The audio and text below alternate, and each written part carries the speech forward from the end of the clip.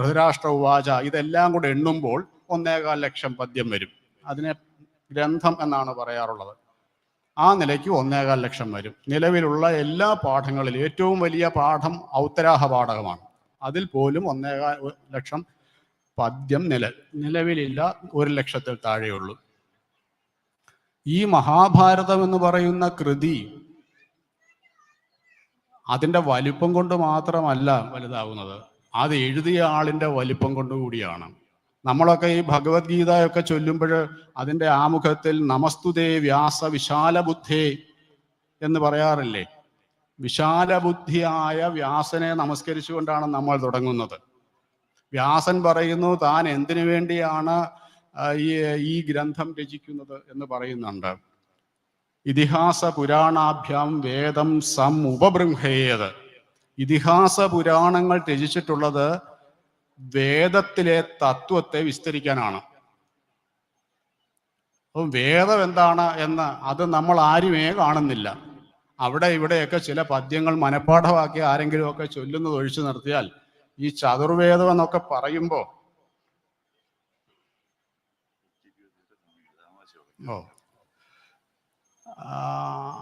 കേട്ടിട്ടുണ്ടെന്നല്ലാതെ വേദം നമ്മൾ എന്താണ് എന്ന് മനസ്സിലാക്കിയിട്ടുമില്ല. അത് നമ്മുടെ കുഴപ്പം മാത്രമല്ല, അതിൻ്റെ ഭാഷയുടെ കുഴപ്പം കൂടിയാണ്. കുഴപ്പമല്ല, അതിൻ്റെ നമുക്ക് പ്രാപ്തി ഇല്ലാത്ത മട്ടിലേക്ക് നമ്മുടെ വിദ്യാഭ്യാസ സമ്പ്രദായം പോയതുകൊണ്ടാണ്. അതിൽ തന്നെ അഥർവവേദം എന്ന് പറയുന്നത് മറ്റേതോ മതക്കാരുടേതാണെന്ന് വിശ്വസിച്ച് നടക്കുന്ന വിഡ്ഢികളാണ് നമ്മളിലേറെയും. അഥർവവേദം വേറെ ആരുടെയാണ്? മറ്റൊരു മതക്കാരുടെയാണ്. അത്രയ്ക്കായിരിക്കും നമ്മുടെ അജ്ഞത. വേദം രചിക്കപ്പെട്ടത് ധർമ്മം എന്ത് എന്ന് വിശദീകരിക്കാനാണ്. വേദോ അഖിലോ ധർമ്മമൂലം എന്നൊരു ചൊല്ലുണ്ട് മനുസ്മൃതിയിൽ. സർവധർമ്മങ്ങൾക്കും പ്രമാണമായിട്ടുള്ളത് വേദമാണ്. എന്താണ് ധർമ്മം? മഹാഭാരതത്തിൽ ഒരു 1000-ലധികം ഇടത്ത് ധർമ്മം എന്ന വാക്ക് ഉപയോഗിച്ച് കാണാം. നമ്മളൊക്കെ ഏറെ പേരും സനാതന ധർമ്മികളാണ് എന്ന് അഭിമാനപൂർവ്വം പറയും. ഇയം സനാതനം ധർമ്മ എന്ന് വാൽമീകി രാമായണത്തിലും പറയുന്നു. ഭാരതത്തിലെ എല്ലാ തത്വചിന്തകരും ഉപയോഗിച്ചിരുന്ന വാക്കാണ് ഈ ധർമ്മം എന്ന് പറയുന്നത്. ബുദ്ധന്മാർ പോലും അതാ ഉപയോഗിച്ചിരുന്നത്. ബുദ്ധം ശരണം ഗച്ഛാമി, ധർമ്മം ശരണം ഗച്ഛാമി എന്ന് അവർ പറയുന്നത്. ധർമ്മം. ബുദ്ധൻ നിർവ്വാണം അടയാനായി അദ്ദേഹം കിടക്കുമ്പോൾ അദ്ദേഹത്തിൻ്റെ ഒരു ശിഷ്യൻ അടുത്ത് വന്ന് ചോദിച്ചു. അദ്ദേഹത്തിൻ്റെ ചിറ്റപ്പൻ്റെ മകൻ കൂടിയായ ആനന്ദൻ ചോദിക്കുന്നു, അല്ലയോ ഭഗവാനെ, അങ്ങ് നിർവ്വാണം അടഞ്ഞു കഴിഞ്ഞാൽ പിന്നെ ഞങ്ങളെ ആരാണ് നയിക്കുന്നത്? അപ്പോൾ ബുദ്ധൻ പറയും, ഞാൻ നിങ്ങൾക്ക് എത്രയോ തവണ പറഞ്ഞു തന്ന ധർമ്മം ഉണ്ടല്ലോ, ആ ധർമ്മം നിങ്ങളെ നയിക്കും.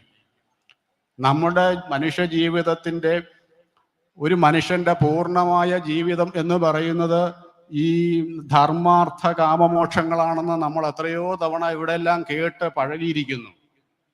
ഒരാൾ പൂർണ്ണനാകണമെങ്കിൽ ധർമ്മം, അർത്ഥം, കാമം, മോക്ഷം എന്ന പുരുഷാർത്ഥങ്ങളോട് ചേരുമ്പോഴാണ് നമ്മൾ ഓരോരുത്തരും പൂർണ്ണനാവുന്നത്.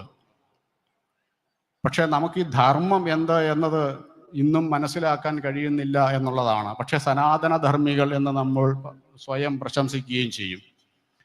ധാരണാധർമ്മ ഇത്യാഹു ധർമ്മോ ധാരയതേ പ്രജ എന്ന ഈ മഹാഭാരതത്തിൽ വ്യാസൻ ആ ധർമ്മത്തെ നിർവചിച്ചിട്ടുണ്ട്. ധാരണാധർമ്മ ഇത്യാഹു ധർമ്മോ ധാരയതേ പ്രജ. ജനങ്ങളെ ഒന്നിപ്പിച്ചു നിർത്തുന്നത് എന്തെന്നാണോ അതാണ് ധർമ്മം.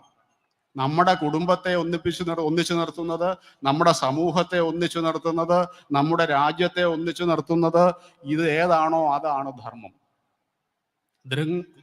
ധാതുവിനർത്ഥം ധരിക്കുക എന്നാണ്. അപ്പൊ ധരിക്കുന്നത്, എല്ലാത്തിനെയും ധരിക്കുന്നതാണ് ധർമ്മം. ഈ ധർമ്മത്തിൽ, ആ ധർമ്മത്തെ പാലിക്കുന്നതിൽ നമ്മൾ എപ്പോൾ അലംഭാവം കാണിക്കുന്നു അപ്പോൾ നമ്മളൊക്കെ ധൃതരാഷ്ട്രന്മാരായി തീരും. അതുകൊണ്ടാണ് ധൃതരാഷ്ട്രം എന്നുള്ള വാക്കിൽ വ്യാസൻ കൊടുത്തിരിക്കുന്ന ഒരു അർത്ഥപൂർണമായ അർത്ഥമുണ്ട്. അതിൽ അദ്ദേഹം പറയുന്നുണ്ട്, ധൃതം രാഷ്ട്രം യസ്യ സ ധൃതരാഷ്ട്ര. രാഷ്ട്രത്തെ ധരിക്കുന്നവൻ എന്നാണ് ധൃതരാഷ്ട്രം എന്ന വാക്കിന്റെ അർത്ഥം. രാഷ്ട്രത്തെ ധരിക്കുക. രാഷ്ട്രം രാജാവിനെ ധരിക്കുകയാണ് ചെയ്യേണ്ടത്, അല്ലാതെ രാജാവ് രാഷ്ട്രത്തെ ധരിക്കുകയല്ല ചെയ്യേണ്ടത്. അതുകൊണ്ടാണ് ലൂയി 14 പറഞ്ഞില്ലേ, ഞാനാണ് രാഷ്ട്രം. ഞാനാണ് രാഷ്ട്രം എന്ന നിലയിലേക്ക് ഒരു ഭരണാധികാരി എത്തുമ്പോൾ അയാൾ ധൃതരാഷ്ട്രരാവും. ധൃതരാഷ്ട്രം എന്ന വാക്കിന് ഉപദ്രവകാരി എന്നൊരർത്ഥം കൂടെ ഉണ്ട്. രാഷ്ട്ര ശബ്ദത്തിന് ഉപദ്രവം എന്നൊരർത്ഥമുണ്ട്. അപ്പോൾ ഉപദ്രവത്തെ ധരിക്കുന്നവൻ എന്നും മേദിനീകോശം എന്ന് പറയുന്ന മേദിനീകരൻ എഴുതിയ നിഘണ്ടുവിൽ രാഷ്ട്ര ശബ്ദത്തിന് ഉപദ്രവം എന്നർത്ഥമുണ്ടെന്ന് അദ്ദേഹം പറയുന്നു. അപ്പോൾ ധൃതം രാഷ്ട്രം, ഉപദ്രവത്തെ ധരിക്കുന്നവൻ. അപ്പൊ ധാർമ്മികനല്ലാതെ രാഷ്ട്രത്തെ കൊണ്ടു നടന്നാൽ അവൻ സമൂഹത്തിന് ഉപദ്രവകാരിയായി തീരും. ആ ഉപദ്രവമാണ് നമ്മൾ മഹാഭാരതത്തില് ഉടനീളം നമ്മളെല്ലാവരും കാണുന്നത്.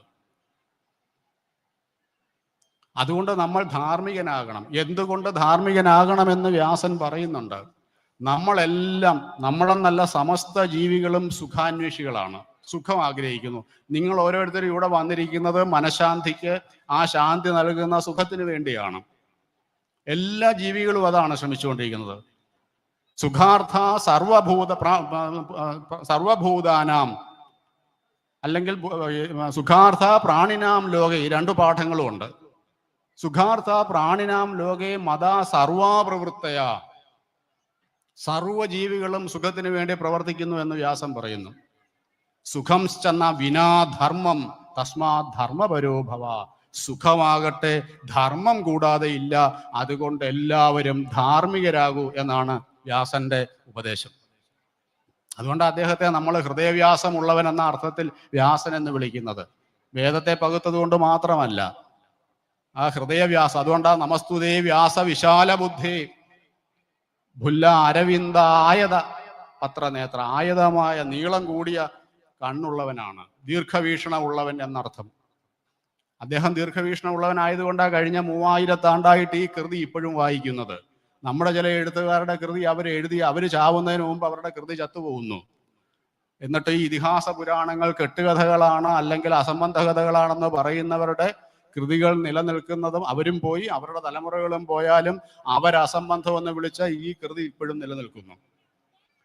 കാരണം അത് ധർമ്മത്തിൽ ഊന്നിക്കൊണ്ട് രചിക്കപ്പെട്ട കൃതി ആയതുകൊണ്ട്. അപ്പൊ സുഖം എന്ന് പറയുന്നത് ധർമ്മത്തിൽ അധിഷ്ഠിതമായിരിക്കുന്നതിനാൽ അതുകൊണ്ട് എല്ലാവരും ധാർമ്മികരാവുക എന്ന് കേൾക്കുമ്പം വളരെ എളുപ്പമാണ്. ധാർമ്മികരാകുക എന്ന് വെച്ചാൽ എന്താണ് ധർമ്മം? ഭഗവത്ഗീത തുടങ്ങുന്നത് എങ്ങനെയാണ്? ധർമ്മക്ഷേത്രേ കുരുക്ഷേത്രേ എന്നാണ്. ജൈമിനിയുടെ മീമാംസാ സൂത്രങ്ങൾ ആരംഭിക്കുമ്പോൾ അധാധോ ധർമ്മ ജിജ്ഞാസ എന്നാരംഭിക്കും. ഭഗവത്ഗീതയിലെ ധർമ്മ ശബ്ദം തുടങ്ങും, ഭഗവത്ഗീത അവസാനിക്കുന്ന എങ്ങനെയാണ്? മമ എന്ന വാക്കിലാണ്. അപ്പോൾ അത് തിരിച്ചൊന്ന് നോക്കിക്കേ, മമ ധർമ്മ, എൻ്റെ ധർമ്മം എന്ത് എന്ന് എന്നെ പഠിപ്പിക്കാനാണ് ഭഗവത്ഗീത വ്യാസൻ അതിൽ നിബന്ധിച്ചത് മഹാഭാരതത്തിൽ. ധർമ്മം, അർത്ഥം, കാമം, മോക്ഷം, ഈ 4 തലങ്ങൾ കടന്നു വരുന്ന ഒരു മനുഷ്യനാണ് അവൻ പൂർണ്ണനായ മനുഷ്യനാകുന്നത്.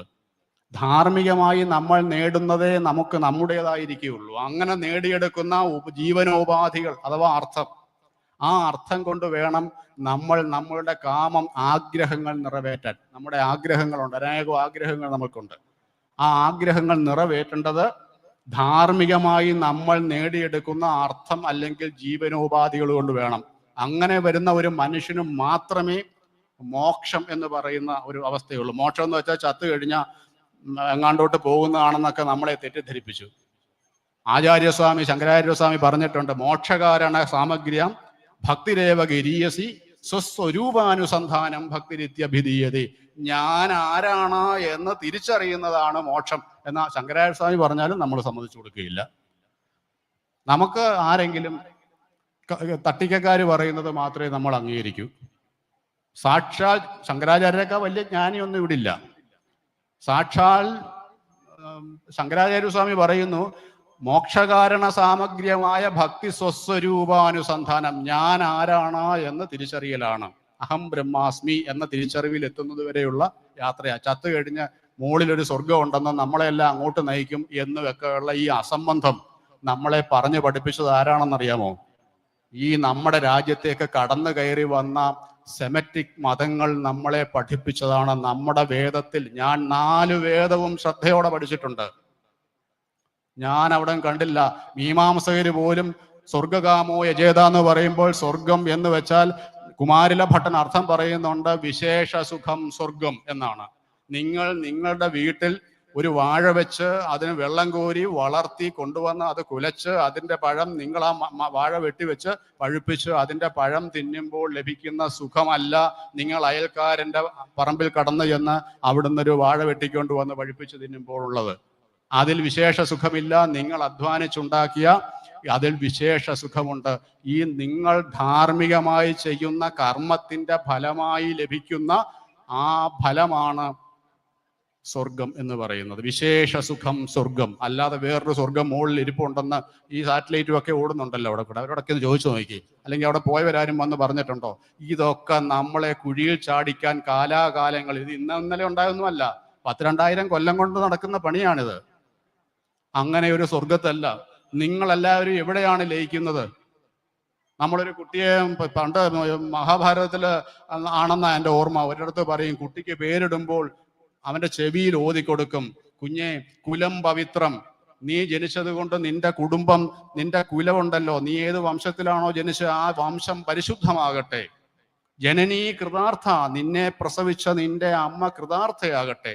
എനിക്കിങ്ങനെ ഒരു ഉത്തമനായ മകൻ ഉണ്ടായല്ലോ എന്ന് ഓർത്ത് അവൾ ആനന്ദപുളകിതയാകട്ടെ. കുഞ്ഞിന് ചെവിയിൽ ഓതിക്കൊടുക്കുന്ന, അവന് മനസ്സിലാകുന്നോ ഇല്ലയോ ഒന്നുമില്ല. അവിടെ അച്ഛൻ, ജനിച്ച കുട്ടിയുടെ അച്ഛൻ പേരിടൽ കർമ്മത്തിന് അല്ലെങ്കിൽ മുത്തശ്ശൻ പേരെടുക്കൽ കർമ്മത്തിൽ അവന്റെ ചെവിയിൽ ഓതി കൊടുക്കേണ്ടതാണ്. കുലം പവിത്രം, ജനനീ കൃതാർത്ഥ, വസുന്ധര പുണ്യവതീ ശതേന. നീ ജനിച്ച ഈ ഭൂമി ഉണ്ടല്ലോ, നിന്റെ രാഷ്ട്രം, ആ രാഷ്ട്രം പുണ്യം ചെയ്തതാകട്ടെ. നീ ജനിച്ചു എന്ന കാരണം കൊണ്ട് പവിത്രമാകട്ടെ നിന്റെ രാജ്യം. അതിനുശേഷമോ അപാര സച്ചിത് സുഖ സാഗരേസ്മിൻ ലീനംബരേ ബ്രഹ്മണി യസ്യ ചേത. നിന്റെ ഈ ചൈതന്യമുണ്ടല്ലോ, അത് ഈ പ്രപഞ്ചത്തിൽ നിന്ന്, ഈ വിശ്വത്തിൽ നിന്ന്, നാരായണനിൽ നിന്ന് നിനക്ക് കിട്ടിയതാണ്. അത് അവിടേക്ക് തന്നെ ലയിച്ചു ചേരട്ടെ എന്നാണ്. സ്വർഗത്തിൽ പോട്ടെ എന്നൊന്നുമല്ല. നാരായണൻ എന്ന് പറയുന്നത് സർവവ്യാപിയായിരിക്കുന്ന, എല്ലായിടത്തും നിറഞ്ഞു നിൽക്കുന്ന പ്രപഞ്ച ചൈതന്യം ഏതോ അതാണ് നാരായണൻ. നാരത്തിൽ അയനം കൊള്ളുന്നവനാണ്, അറിവിൽ കുടികൊള്ളുന്നവനാണ് നാരായണൻ. ആ നാരായണനിൽ നീ ചെന്ന് ലയിക്കട്ടെ എന്നാണ് ഈ കുഞ്ഞിന് ഓതി കൊടുക്കുന്നത്. അവിടെ നമ്മളൊക്കെ മനസ്സിലാക്കണം, ഈ സ്വർഗത്തിൽ പോവുക എന്ന് വെച്ചാൽ ഇവിടെ തന്നെ നമ്മൾ അനുഭവിക്കുന്ന വിശേഷ സുഖമാണ് സ്വർഗം. അതുകൊണ്ടാണ് സ്വർഗകാമോ യജേത എന്ന താണ്ഡ്യബ്രാഹ്മണം പറയുന്നത്. സ്വർഗം ആഗ്രഹിക്കുന്നവൻ ഉത്തമ കർമ്മം ചെയ്യൂ. എന്താണ് യജ്ഞം? യജ്ഞം ശ്രേഷ്ഠതമം കർമ്മം എന്ന് ശതപഥ ബ്രാഹ്മണം പറയും. ശ്രേഷ്ഠമായ കർമ്മമാണ് യജ്ഞം. ഒരു അധ്യാപകൻ അവന്റെ ജോലി കൃത്യമായി നിർവഹിച്ചാൽ അത് യജ്ഞമാണ്. ഒരു ഭാര്യ അവളുടെ കർത്തവ്യം ശരിയായി നിർവഹിച്ചാൽ അത് യജ്ഞമാണ്. അതുകൊണ്ടാണ് ഈ ഭാര്യയ്ക്ക് ധാര എന്നൊരു പേര് വന്നത്. നമ്മൾ ഈ പര്യായങ്ങളുണ്ടെന്നൊക്കെ പറയും. പത്നി, ഭാര്യ, കാന്ത, ജായ എന്നൊക്കെ വിളിക്കും. ഇതിനെല്ലാം പ്രത്യേകം അർത്ഥമുണ്ട്. സംസ്കൃതത്തിൽ അങ്ങനെ പര്യായമൊന്നുമില്ല. നമ്മൾ അങ്ങനെ തെറ്റിദ്ധരിക്കുക. ഞാനൊക്കെ ചെറുപ്പത്തിലിരുന്ന അമരകോശത്തിലെ 1315 പദ്യവും മനപ്പാടമാക്കിയ ആളാണ്. അതിനകത്ത് പര്യായം എന്നൊരു വാക്കേ അമരസിംഹൻ പറയുന്നില്ല. അമരസിംഹൻ നാമലിംഗാനുശാസനം, നാമവും അതിന്റെ പുല്ലിംഗമാണോ സ്ത്രീലിംഗമാണോ എന്ന സമാന പദങ്ങളെ ചേർത്ത് പറയുന്നു എന്നേ ഉള്ളൂ. അല്ലാതെ പര്യായമില്ല. ഇവിടെ പത്നി എന്ന് പറഞ്ഞ് ഭാര്യ എന്ന് വെച്ചാൽ ഭർത്താവിനാൽ ധരിക്കപ്പെടുന്നവളും ഭർത്താവിനാൽ പോഷിപ്പിക്കപ്പെടുന്നവളുമാണ്. അതുകൊണ്ട് അർദ്ധനാരീശ്വര സങ്കല്പമൊക്കെ നമുക്ക് വന്നത്. അതാണ് ഭാര്യ എന്നർത്ഥം. അല്ല ഭരിക്കപ്പെടുന്നവളെന്നൊന്നും അല്ല. അതൊക്കെ ഈ ഭാഷ പഠിക്കാത്ത മനുഷ്യര് അല്പബുദ്ധികൾ പറഞ്ഞുകൊണ്ട് നടക്കുന്നത് നമ്മൾ വിശ്വസിക്കുക, അവർ എഴുതി പിടിപ്പിക്കുകയും ചെയ്യും. ഭാര്യ എന്ന് വെച്ചാൽ ഭർത്താവിനാൽ താൻ തന്നെ എന്ന് ധരിക്കപ്പെടുന്നവളും ഭർത്താവിനാൽ സംരക്ഷിക്കപ്പെടുന്നവളും എന്നാണ് ഭാര്യ എന്നുള്ള വാക്കിന്റെ അർത്ഥം. ഡുബ്രിഞ്ച് ഭോഷണ ധാരണയോ എന്ന ധാതുവിൽ നിന്നാണ് ഈ ഭാര്യ ശബ്ദം ഉണ്ടാവുന്നത്. ജായ എന്ന് വെച്ചാൽ ഭർത്താവിനെ സന്തതി രൂപത്തിൽ അല്ലെ പുത്രരൂപത്തിൽ പുനർജനിപ്പിക്കുന്നവളെന്ന് വ്യാസൻ തന്നെ പറയുന്നുണ്ട് മഹാഭാരതത്തിൽ. ഭർത്താവ് മകനായി വീണ്ടും ജനിക്കുന്നു, അല്ലെ മകളായി വീണ്ടും ജനിക്കുന്നു. ആത്മാവൈ പുത്രനാമാസി എന്ന് ഉപനിഷത്ത് പറയുന്നുണ്ടല്ലോ. താൻ തന്നെ പുത്രനായി പിറക്കുന്നു. അതുകൊണ്ടാണ് നമ്മൾ നല്ലവരാകണം എന്ന് പറയുന്നത്. ഗാന്ധിജി പറഞ്ഞല്ലോ, നമ്മൾ എന്തിനു നല്ലവരാവണം? ഭാവി തലമുറയുടെ സുസ്ഥിതിക്കുള്ള ട്രസ്റ്റിമാരായിരിക്കാൻ നമ്മൾ എല്ലാവരും നല്ലവരാവണം എന്ന്. അതിനാണ് നമ്മൾ നല്ലവരാകേണ്ടത്. അപ്പൊ ഇവിടെ ജായ എന്ന് പറഞ്ഞാൽ ജനിക്കുന്നവൾ. ഇനിയും പത്നി എന്ന് വെച്ചാലോ പതനത്തിൽ നിന്ന് ഭർത്താവിനെ രക്ഷിക്കുന്നവൾ. ഭർത്താവ് വീണു പോകാതെ, അയാൾ അധപ്പതിച്ചു പോകാതെ അയാളെ സംരക്ഷിച്ചു നിർത്തുന്ന കരുത്തുള്ളവളാണ് പത്നി. ഇനിയും ധാര എന്നൊരു പേരുണ്ട്. ധർമ്മധാരങ്ങളെന്ന് നമ്മൾ മലയാളത്തിൽ പറയും. ബഹുവചനമാണ്. സംസ്കൃതത്തിൽ അത് പുല്ലിംഗമാണ്. ഒരു സ്ത്രീയെ കുറിക്കുന്ന ശബ്ദം സംസ്കൃതത്തിൽ പുല്ലിംഗമാണ്, നിത്യ ബഹുവചനമാണ് എന്നുള്ളത് നമ്മൾ ശ്രദ്ധിക്കണം. നമ്മുടെ പൗരാണികർ എത്രത്തോളം ആദരവോടുകൂടി പറഞ്ഞു ഈ സ്ത്രീയെക്കുറിച്ച്. വ്യാസൻ തന്നെ പറയുന്നുണ്ട്, നാ ഗൃഹം ഗൃഹം ഇത്യാഹു, വീടല്ല വീട്, ഗൃഹിണി ഗൃഹമുച്യതേ, വീട്ടുകാരത്തിയാണ് വീട്. നമ്മുടെ സങ്കല്പത്തിൽ അങ്ങനല്ല. അകത്ത് ആയ പുറത്ത് നായ, വലിയൊരു വീടായി എന്ന് സങ്കല്പം. അങ്ങനൊരു സങ്കല്പം നമുക്കില്ല ഭാരതീയർക്ക്.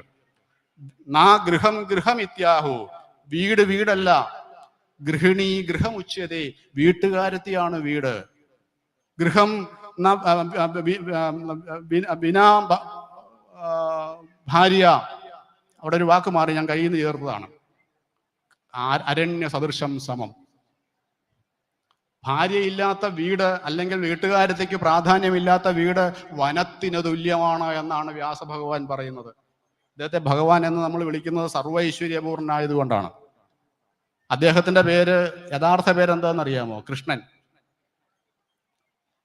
കൃഷ്ണദ്വൈപായന വ്യാസൻ എന്നല്ലേ പറയുന്നത്. അദ്ദേഹത്തിന് അച്ഛൻ പരാശരൻ ഇട്ട പേര് കൃഷ്ണൻ എന്നാണ്. അദ്ദേഹത്തിന്റെ മഹാഭാരതം എഴുതിയ അല്ലെങ്കിൽ ഭഗവത്ഗീത എഴുതിയ വ്യാസന്റെ പേര് കൃഷ്ണനാണ്. ഭഗവത്ഗീത പറഞ്ഞ ആളുടെ പേരെന്താണ്? കൃഷ്ണൻ. ഈ ഭഗവത്ഗീത കേട്ട ആളുണ്ടല്ലോ അർജുനൻ, ഭഗവാൻ പറയുന്നത്, അയാളുടെ പേരെന്താണ്? കൃഷ്ണൻ. അർജുനന്റെ യഥാർത്ഥ പേര് കൃഷ്ണൻ എന്നാ. കൃഷ്ണൻ എന്നുള്ളൊരു 10ാം പേര് എനിക്ക് അച്ഛൻ ഇട്ടതാം. ഞാൻ കൊടുങ്ങല്ലൂർ കുഞ്ഞിക്കുട്ടൻ തമ്പുരാന്റെ മഹാഭാരത പരിഭാഷയിൽ നിന്ന് പെട്ടെന്ന് നിങ്ങൾക്ക് മനസ്സിലാവാൻ പറഞ്ഞതാണ്. അച്ഛൻ എന്നുള്ളൊരു 10ാം പേര് എനിക്ക്, കൃഷ്ണൻ എന്നുള്ളൊരു 10ാം പേര് എനിക്ക് അച്ഛൻ ഇട്ടതാ. അപ്പൊ അച്ഛൻ ഇട്ടതല്ലേ ശരിയായ പേര്? ബാക്കിയൊക്കെ അദ്ദേഹത്തിന്റെ വിശേഷണങ്ങളാണ്. അർജുനൻ എന്ന് വെച്ചാൽ നേരുബുദ്ധിക്കാരൻ, വിജയൻ എന്ന് വെച്ചാൽ വിജയി, കിരീടി എന്ന് വെച്ചാൽ കിരീടം ചൂടി രാജാക്കന്മാരെ പരാജയപ്പെടുത്തി, അതെല്ലാം വിശേഷണങ്ങളാണ്. യഥാർത്ഥ പേര് കൃഷ്ണൻ. അപ്പൊ പറഞ്ഞ ആള് കൃഷ്ണൻ, കേട്ടയാള് കൃഷ്ണൻ, എഴുതി വെച്ചയാള് കൃഷ്ണൻ. ഈ കറുപ്പ് നിറത്തിന്റെ സവിശേഷത എന്താണ്? വിവേകാനന്ദ സ്വാമി 1897 ഡിസംബർ 23, 24, 25 തീയതികളിൽ മദ്രാസിലെ യൂണിവേഴ്സിറ്റിയിൽ വെച്ച് അദ്ദേഹം ഒരു പ്രഭാഷണം നടത്തി.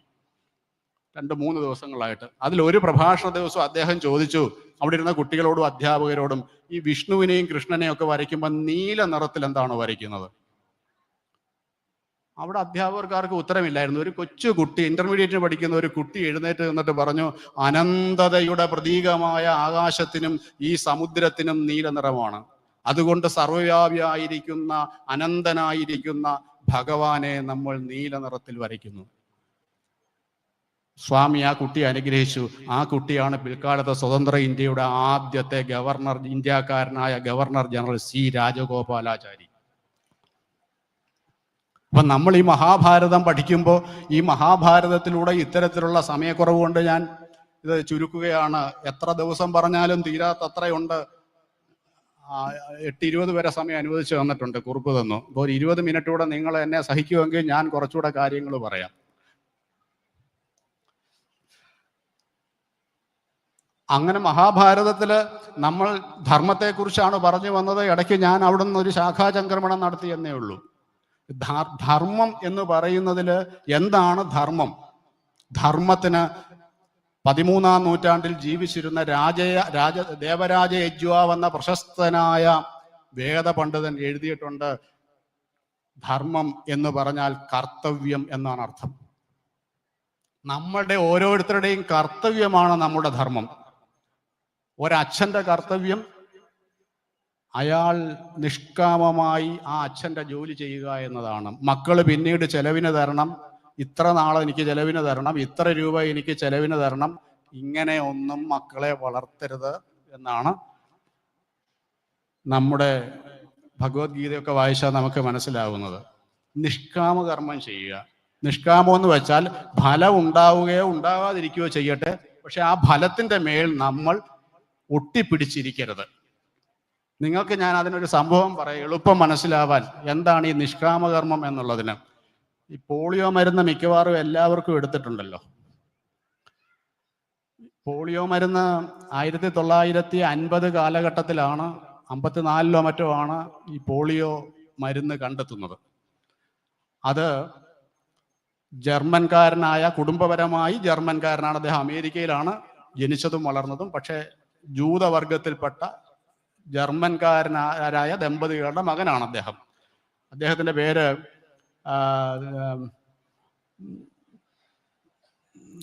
എന്താണ്, പേര് ഞാൻ മറന്നുപോയി, ഞാനിപ്പോൾ ഓർക്കുകയാണെങ്കിൽ പറയാം. അദ്ദേഹം ഇത് മരുന്ന് കണ്ടുപിടിച്ചു, പോളിയോ മരുന്ന് കണ്ടുപിടിച്ചു. മരുന്ന് കണ്ടുപിടിച്ചു കഴിഞ്ഞാൽ വളരെ വർഷങ്ങളുടെ ഗവേഷണ ഫലമായിട്ടാണ് അദ്ദേഹം അത് കണ്ടുപിടിച്ചത്. എഡ്വേർഡ് ജൊനാസ്, അദ്ദേഹത്തിൻ്റെ പേര് എഡ്വേർഡ് ജൊനാസ് എന്നാണ്. ഈ ജൊനാസ് മരുന്ന് പല വർഷങ്ങളോളം കൊണ്ട് ഗവേഷണം കൊണ്ട് കണ്ടുപിടിച്ചു കഴിഞ്ഞപ്പോൾ അദ്ദേഹത്തിൻ്റെ സുഹൃത്തുക്കൾ പറഞ്ഞു, അത് പരീക്ഷണമൊക്കെ നടത്തി അത് വിജയമാണെന്ന് അറിഞ്ഞപ്പോൾ അദ്ദേഹത്തിൻ്റെ സുഹൃത്തുക്കൾ പറഞ്ഞു, നിങ്ങൾ അതിസമ്പന്നനാകാൻ പോകുന്നു, ലോകത്തിലെ ഏറ്റവും വലിയ ധനികനാകാൻ പോകുന്നു നിങ്ങൾ ഇതിൻ്റെ പേറ്റന്റ് എടുക്കുക എത്രയും പെട്ടെന്ന്.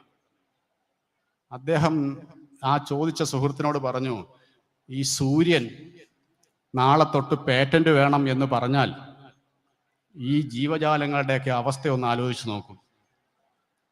ലക്ഷക്കണക്കിന് കോടിക്കണക്കിന് അമ്മമാരും അച്ഛന്മാരും തങ്ങളുടെ പൊന്നോമനകള് ഈ രോഗം വന്നിട്ട് അവർക്ക് സ്വസ്ഥമായി ഒന്ന് മരിക്കാൻ പോലും സാധിക്കാത്തത്ര നിത്യദുഃഖത്തിൽ അവരെ തള്ളുന്നുണ്ട്. കോടിക്കണക്കിന് നൂറ്റാണ്ടുകളിലൂടെ കോടിക്കണക്കിന് അച്ഛനമ്മമാർ നിത്യ ദുരിതത്തിലാണ്. അവർക്കൊരാശ്വാസമേകാൻ ഞാൻ ഇതിന് പേറ്റന്റ് എടുക്കാതിരുന്നാൽ വില കുറച്ചിത് കിട്ടും, എനിക്കിതിൻ്റെ പ്രതിഫലം വേണ്ട. നോക്കൂ, അദ്ദേഹം യജ്ഞം നടത്തി, ഇതിനു വേണ്ടിയുള്ള നിരന്തരമായ ശ്രമം നടത്തി. അത് അദ്ദേഹത്തിൻ്റെ യജ്ഞമായിരുന്നു. ആ കണ്ടുപിടിച്ചതിൻ്റെ പ്രതിഫലം അദ്ദേഹത്തിന് കിട്ടും. തനിക്ക് ആ പ്രതിഫലം വേണ്ട എന്ന് വെക്കുമ്പോൾ അദ്ദേഹമാണ് യഥാർത്ഥ യോഗി, കർമ്മത്യാഗി, കർമ്മഫലത്യാഗി. ഇങ്ങനെയാണ് നമുക്ക് ഓരോരുത്തർക്കും. നിങ്ങൾ കണ്ടിട്ടില്ലേ, ഈ പട്ടിയും പൂച്ചയൊക്കെ കുഞ്ഞുങ്ങളെ കൊണ്ട് നടത്തി വളർത്തും. അവരാരെങ്കിലും മക്കൾ ഇലവിന് തരണമെന്നും പറഞ്ഞ് വഴക്കിടാറുണ്ടോ? പക്ഷെ അവരവരുടെ വാസനയ്ക്കനുസരിച്ച് ചെയ്യുകയാണ്. നമുക്ക് അറിവുണ്ട്, എന്നിട്ടും നമുക്ക് സാധിക്കുന്നില്ല. നിഷ്കാമമായി ഒന്ന് കർമ്മം ചെയ്തു നോക്കി, അപ്പോൾ ദുഃഖം നമ്മളിൽ നിന്ന് ഒഴിഞ്ഞു നിൽക്കും പല കാര്യങ്ങളിലും. അത് നമ്മൾ ഭർത്താവിൻ്റെ ജോലി അങ്ങനെ ചെയ്യണം, ഭാര്യയുടെ ഇതൊക്കെ എളുപ്പമാണോ എന്നൊക്കെ ചോദിച്ചാൽ അത്ര എളുപ്പമല്ല. പക്ഷെ അങ്ങനെ ജീവിതത്തിൽ എളുപ്പമാക്കി കാണിച്ചവർ നമ്മളുടെ മുമ്പിലുണ്ട് എന്നതിനാണ് ഞാൻ ഈ ഉദാഹരണം പറഞ്ഞത്. നമുക്കും കുറേയൊക്കെ കഴിയാം. അല്ലാതെ ഈ ദുഃഖത്തിന് വേണ്ടി നമ്മൾ വേറെ എവിടെയൊക്കെയോ ഓടിയിട്ട് ഒരു കാര്യവുമില്ല. നമ്മുടെ ഉള്ളിൽ തന്നെയാണ് അമൃതം ശൈവ മൃത്യുശ്ച ദ്വയം ദേഹേ പ്രതിഷ്ഠിതം എന്ന് വ്യാസൻ പറയുന്നുണ്ട് മഹാഭാരതത്തിൽ. ഈ മരണവും മരണമില്ലായ്മയും നമ്മളിലിരിക്കുന്നു. സത്കർമ്മം കൊണ്ട് മരണമില്ലായ്മയെ നേടുന്നു, ദുഷ്കർമ്മം കൊണ്ട് മരണത്തെ പ്രാപിക്കുന്നു. എന്ന് വെച്ചാൽ നന്മ ചെയ്യുന്നവർ ചാവത്തില്ലെന്നോ ദുഷ്കർമ്മം ചെയ്യുന്നവരാണ് മരിച്ചു പോകുന്നതെന്നൊന്നും അല്ല അതിൻ്റെ അർത്ഥം. ഈ മരണഭയം അത് തന്നെയാണ് പ്രശ്നം.